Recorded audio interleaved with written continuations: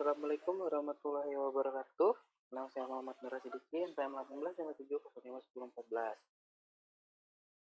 Jadi di video kali ini saya akan mengerjakan ujian akhir praktikum mesin learning. Di sini ada dua video, yaitu video yang pertama itu menjelaskan tentang tim series. Di sini itu sudah disediakan datanya, yaitu data optical radar. Kemudian di sini yang perlu dipresentasikan yaitu yang pertama penjelasan data dan analisis data. Seperti apa sih isi dari data-datanya.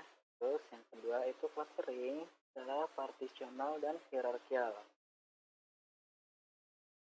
Yang termasuk itu seperti analisis menggunakan matrix distance, data dengan time series, dan ada partisional dengan kimis, lalu menggunakan elbow dan grafik plot.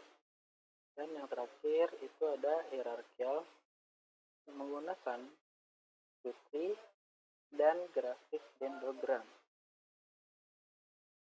Dan yang ketiga itu klasifikasi dan prediksi menggunakan decision tree. Kemudian dipisahkan datanya masing-masing untuk training data itu 75% dan 25%-nya itu untuk data testing. Dan jelaskan model dari decision tree-nya yang dihasilkan, dan jelaskan tabel hasil prediksi, training dan analisis akurasi training dan testing. Oke, ini kita buka dulu datasetnya. Yaitu di sini datasetnya itu cropping mapping using fused optical radar dataset. Jadi di sini itu ada 325.834 data dan memiliki atribut 175. Kemudian di sini ada informasi data, yaitu di sini adalah big data dari bit temporal optical radar untuk klasifikasi pada ladang. Jadi di sini terdapat dua pengambilan gambar, yaitu menggunakan rapid eye dari satelit dan menggunakan UAV atau seperti drone. Itu diambil di Winnipeg, Manitoba di Kanada pada tahun 2012. Dan di situ ada 2x49 radar fitur dan 2x38 optical fitur yang diambil pada dua tanggal, yaitu tanggal 5 dan tanggal 14 Juli 2012.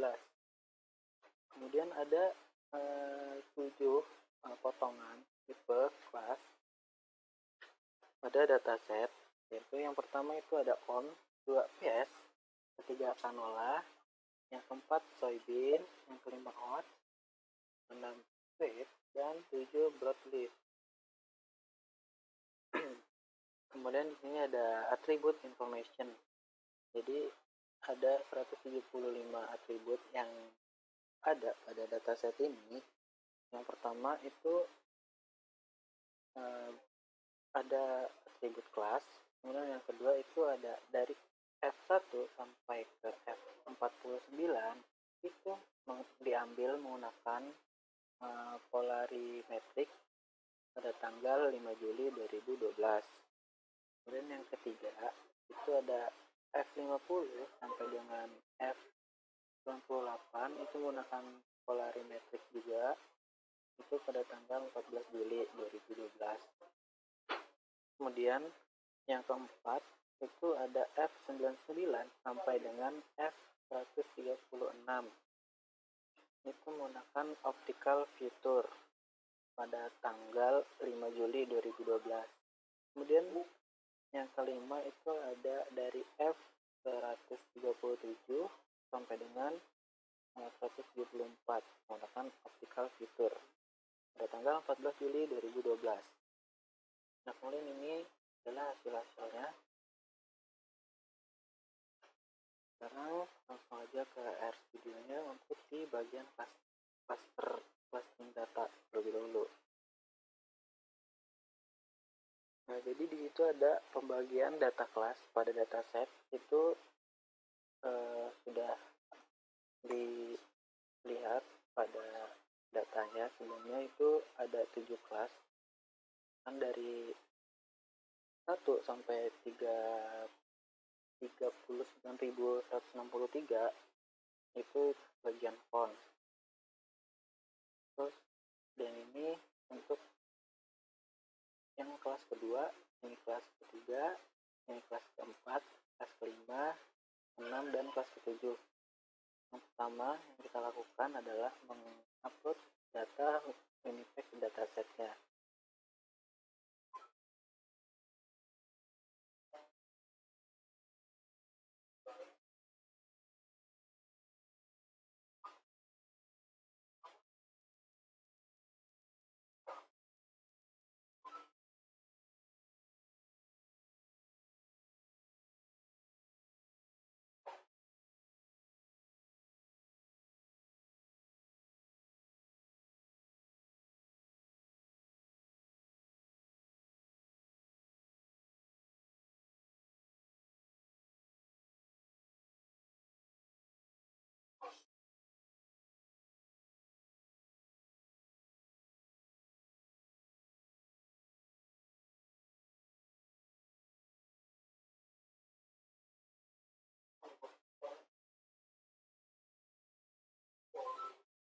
Nah,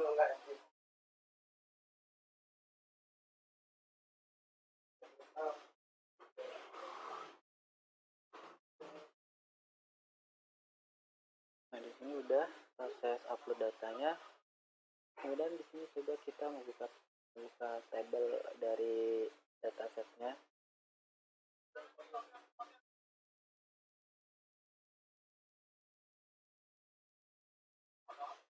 Nah, jadi di sini terdapat label, yaitu di sini ada ranknya itu dari 1 sampai 7.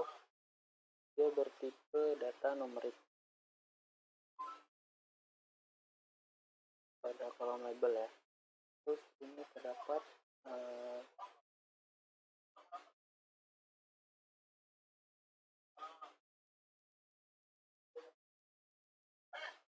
terdapat 175 kolom itu plus dengan labelnya.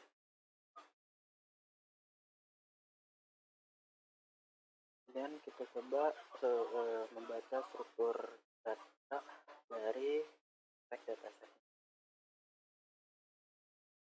Nah, jadi di sini itu tipe datanya numerik. Kemudian kita membuat sampling dari data itu digenapin. Jadi dari 1 sampai 39.163 itu dijadiin atau diambil dari kolom status. Dan untuk kelas yang kedua itu diambil dari kolom 40.000. Kemudian dari kelas yang ketiga itu ambil dari kolom 42.800. Kemudian di kelas keempat itu mengambil kolom dari 118.600. Dan di kelas kelima itu mengambil kolom dari 192.600. Dan di kelas ke-6 itu mengambil kolom dari 239.800. Dan kelas yang terakhir itu kelas 7 dari 324.700. Kemudian di sini kita buat sampel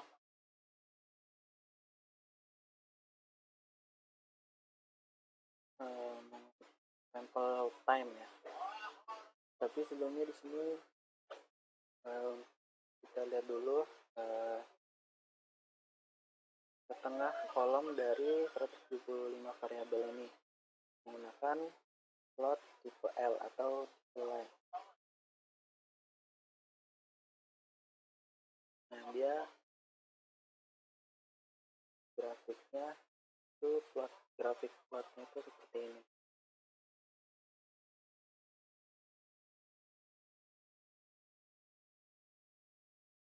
Jadi sini ada naikkan sampai tinggi bagian awal dan bagian akhir juga.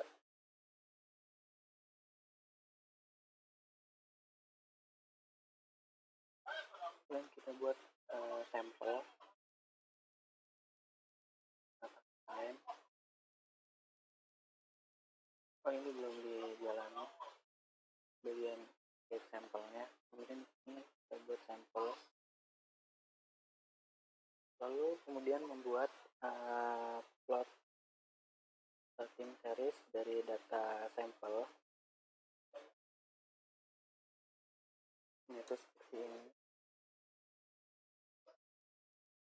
Jadi terdapat kenaikan pada 150.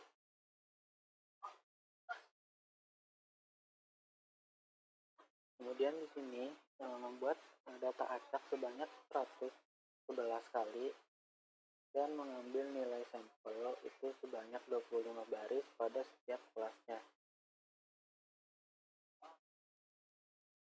Jadi di sini jalanin aja. Dan di sini sampel itu dari 1 sampai dengan kolom sampai dengan baris ke 200.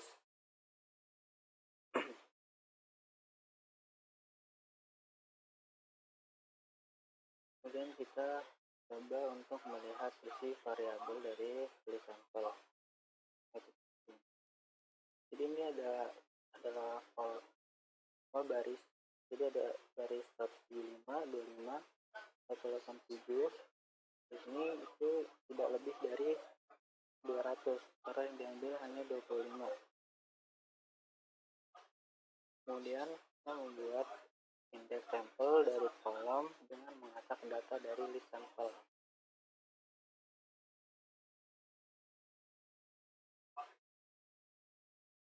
Nah, kemudian di sini kita membuat data sampel dari data Winnipeg dengan jumlah kolom dan jumlah baris yang mengambil dari nilai indeks sampel. Kemudian di sini kita menggunakan library DTW atau dynamic time. Dan di sini membuat display data yang mengambil data sampel dengan metode DTW.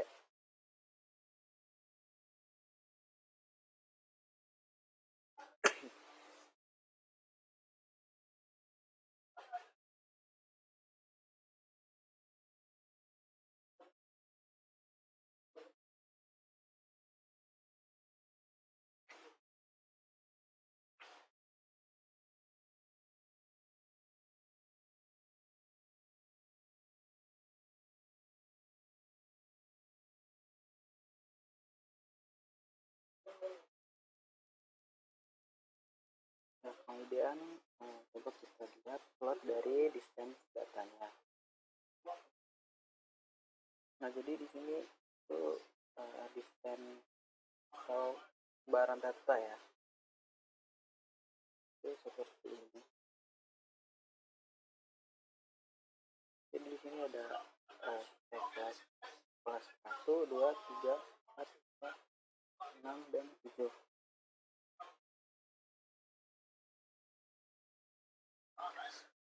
Kemudian kita masuk ke clustering menggunakan key-min.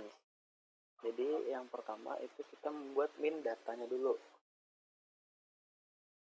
Kemudian kita membuat standar data dan kemudian dinormalisasi datanya dengan menggunakan min data sebesar standar data. Kemudian kita coba lihat data yang sudah dinormalisasikan. Nah, ini adalah data yang sudah dinormalisasikan. Jadi di sini ada sebanyak 170 entry dan 174 kolom. Karena di bagian label itu dihilangkan untuk di bagian casting. Kemudian membuat desain objek dengan menggunakan metode Manhattan. Kemudian membuat tabel desain dari desain objek. Lalu kemudian membuat K-member dengan list sebanyak 9. Ini 8, tapi untuk di listnya itu sebanyak 9. Kemudian ini untuk melihat plot normalisasi data dengan mengambil kolom dari cluster.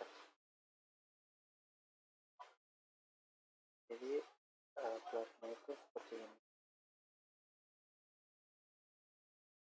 Barang data yang sudah dinormalisasi. Dan di sini membuat clustering dengan elbow menggunakan WSS atau width aja. Ini menggunakan grouping in satu in 7. Jadi di sini ada 7. Dan kita lihat plotnya. Plotnya jadi begini. Ada dari 1 sampai dengan 7.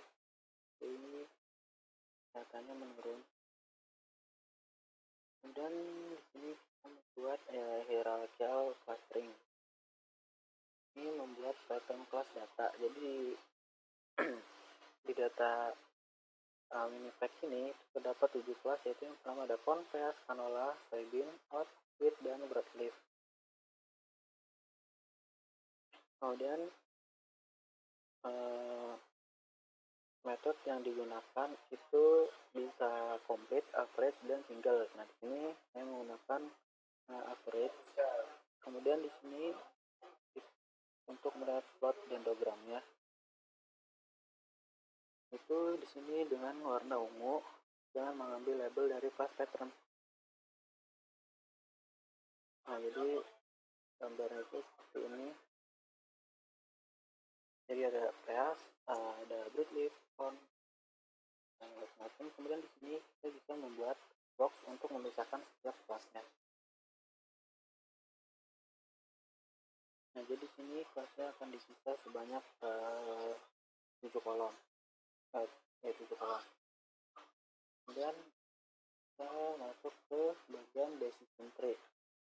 Jadi untuk di decision tree itu kita merubah nama data frame-nya dari data sampel itu menjadi label string. Kemudian di sini kita partisi data untuk data training yaitu 75% dan data test itu 25%.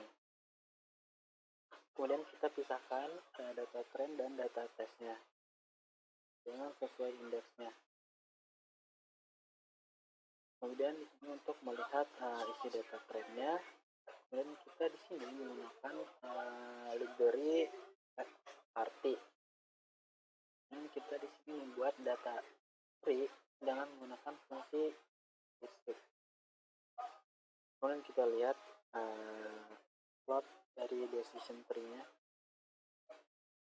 Nah, jadi seperti ini.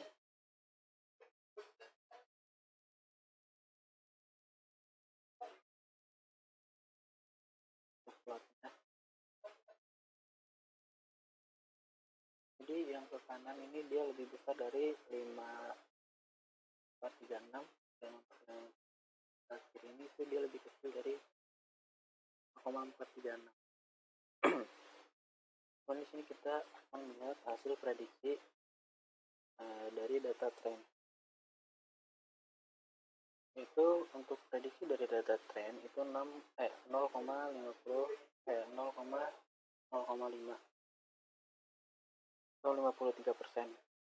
Dan untuk prediksi dari data test itu sebesar 0,68.